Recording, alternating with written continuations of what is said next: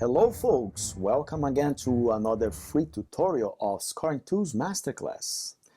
This is the fourth and last episode of the series Taking Your Strings to the Next Level, where I show you how to improve your string realism by using the new Samplemodeling strings.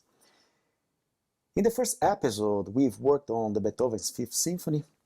On the second one, there was the Symphony No. 40 by Mozart. In the third one, we went to film music by featuring the Gladiator score by Hans Zimmer. Now, in this last tutorial, it's time to study another film music. The Lord of the Rings score has a very diverse string writing. I have selected some key passages of the entire trilogy and made a small suite where there is a predominance of strings. But before going ahead on the tutorial, I urge you to listen to the mock-up of the suite first. If you haven't done so yet, just click on the first link down below in the description of this video. There you will have access to the full mock-up suite.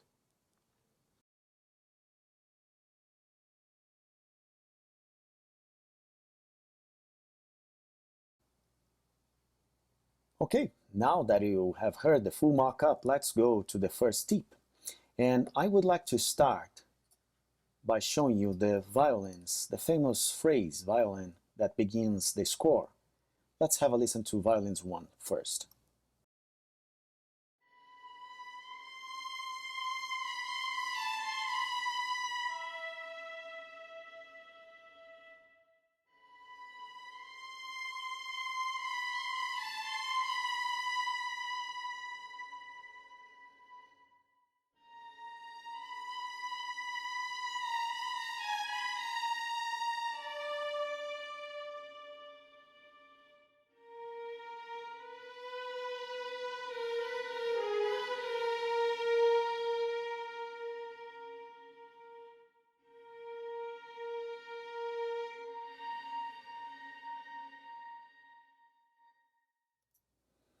Okay, good.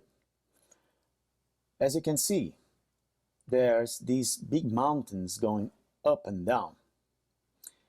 But they start from very low, over 15. Right here in the beginning, it must be over what? 21? And right here in the release of the note, around 8 or 10. And it goes up to 90. Going to 90, the same thing here, and the same thing repeats here. It goes on and on until it gets a little bit different here. Okay, one of the most common mistakes I see in mock-ups is that the programmers usually program something like this.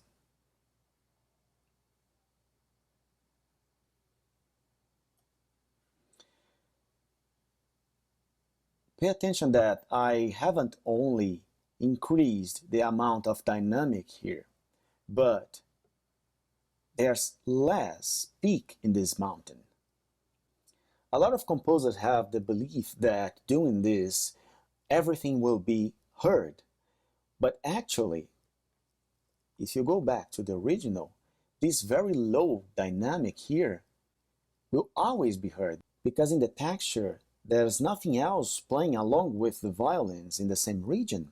So every kind of dynamic, even in the lowest one over here,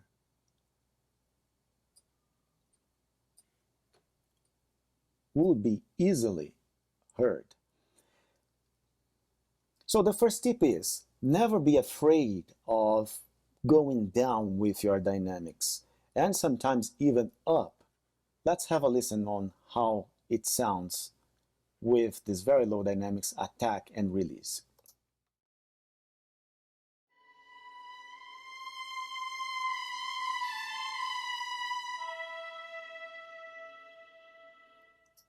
However, if we do something like this, exaggeration, let's hear how it sounds.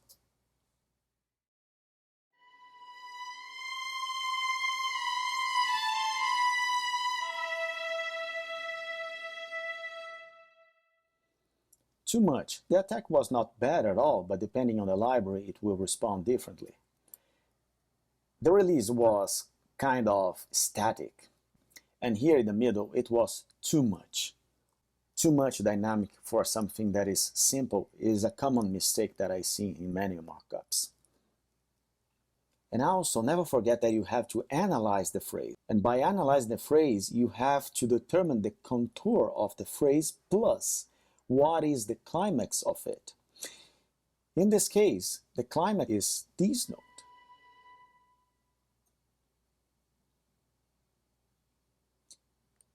This note is the climax of the other phrase, actually just the attack, then you have to go down. This is the climax of the phrase. And here, again, it repeats again. So by analyzing the phrase, you determine where the peak of the mountain should be.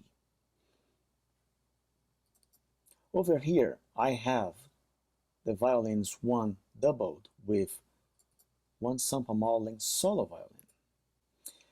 And as you can see, the MIDI is not just a copy and paste, they are not both equal. There's a little bit of difference in the dynamic plus velocity and all the other parameters that I have used for the ensemble and the solo. More about this will be available in the full tutorial of Scoring Tools Masterclass. Now, going down to the low strings, let's have a listen only to the cellos and basses. On this orchestration, the low strings don't stand by itself, so it sounds a little bit hollow. But actually, with the other sections, woodwinds and brass, they make total sense. Let's have a listen to low strings only.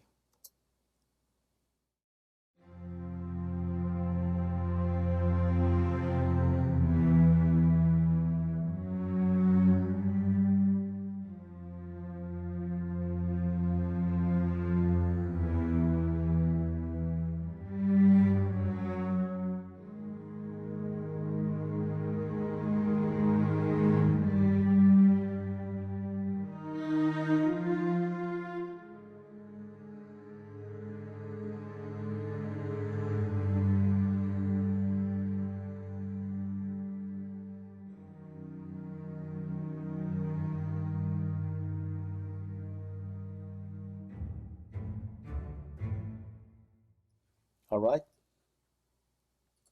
let's go to the cellos only and see what's happening. Okay, as we have seen in the violins, the cellos also come from almost from 0, going to 65, 34, 63, 28, and then it goes up a little because these two notes sound like a counter melody. Look at this mountain. Can you see how steep it is? It goes very high, up to 80, and then it goes down to 0. You don't have to be afraid of doing such things when you want expression on slow tempos. The same thing happens in the double bass. Even more in the double bass. It goes to 98 and in only one single beat it goes down to 0, from 98 to 0. Let's have a listen only to the basses.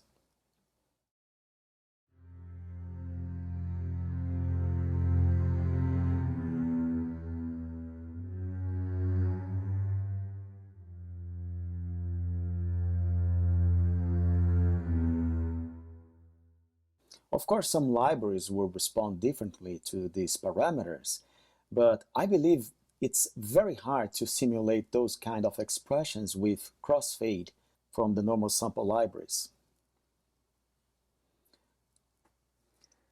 Okay, for the next topic, I would like to do a little test with you. I'm gonna play a couple of chords and you let me know which instrument is this. Let's go.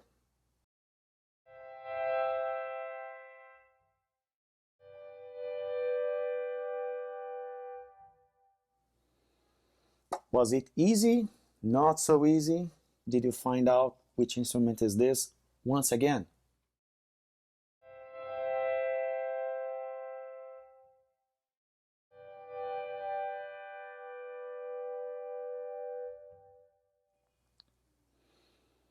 Okay, um, some of you must have already realized which instrument is this and how it is modified.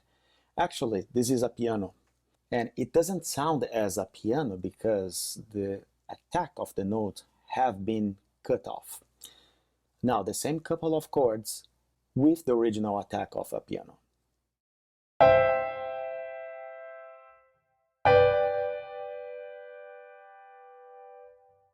So by doing this little experiment, we can realize how important the attack is for any timbre.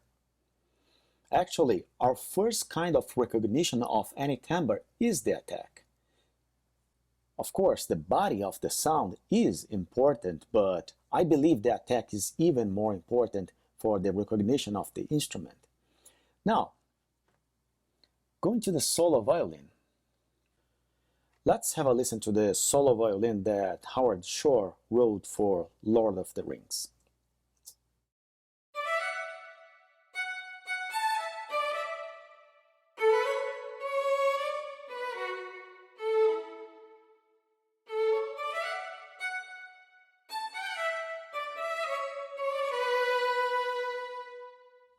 All right. Very simple writing, but not so simple to program a realistic mock-up. Now, going to the velocities.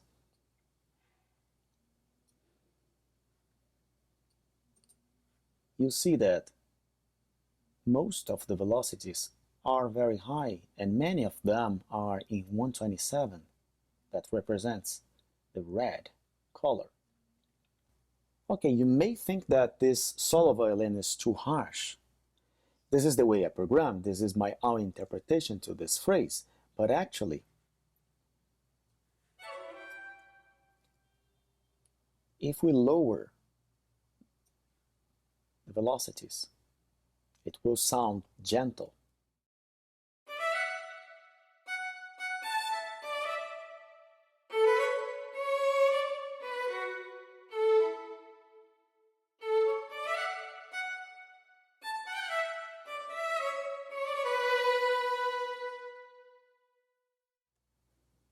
Okay, what about if we put them even lower?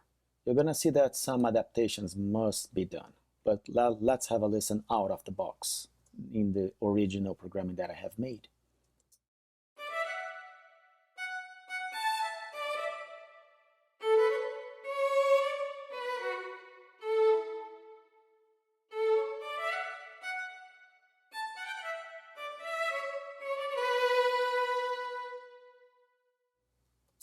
Okay, just for the sake of comparison, let's go back to the original and see how it sounds.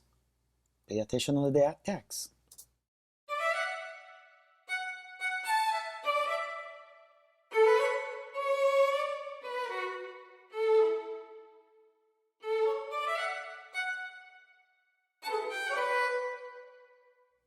Smoothing the attacks. Let's put them down.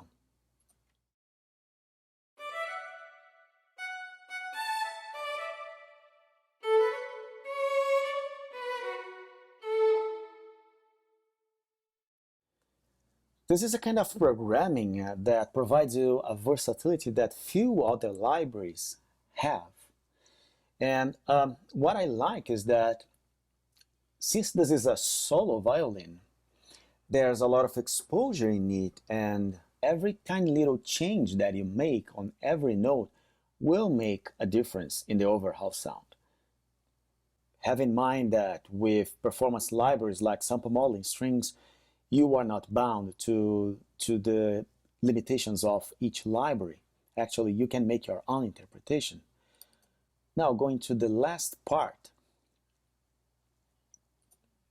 Here is the ending phrase where there's the big tutti. Let's have a listen only to the violas, violins 1 and 2.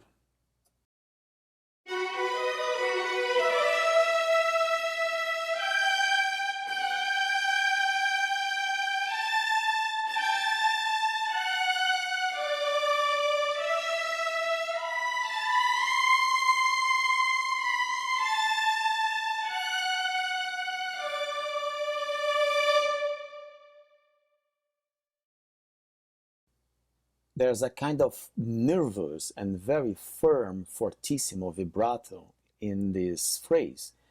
And I don't think it should be interpreted otherwise, but let's see violins 1 only.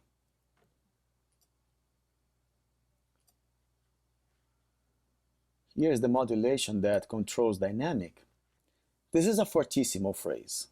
Actually, the conductor would require from the players to play as loud as possible in this part.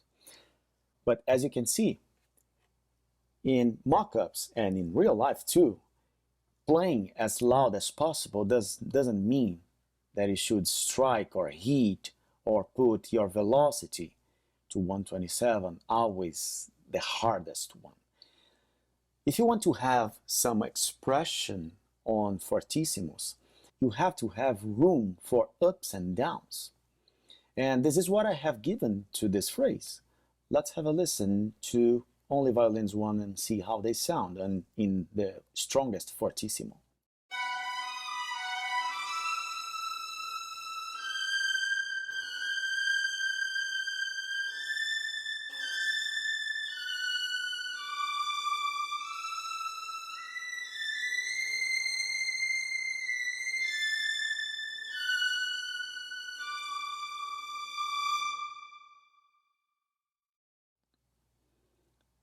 It's truly evident in these 3 last notes that you have to have a certain attack plus a decay to have the accentuation of those notes. And right here, there's a small crescendo in the last half of the beat. Now, let's suppose that I have programmed something like this. Does it lose expression?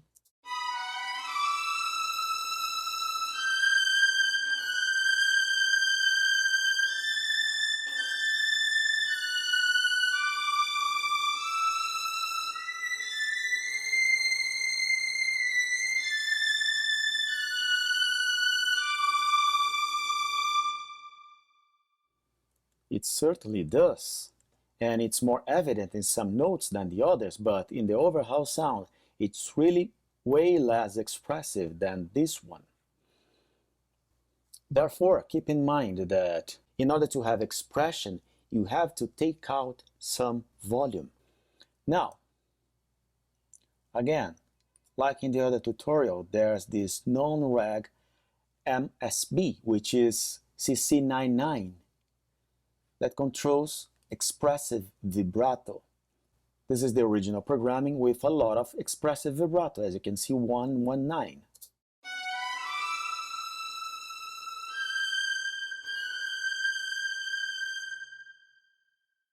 Let's see what happens if we put them down back to 12.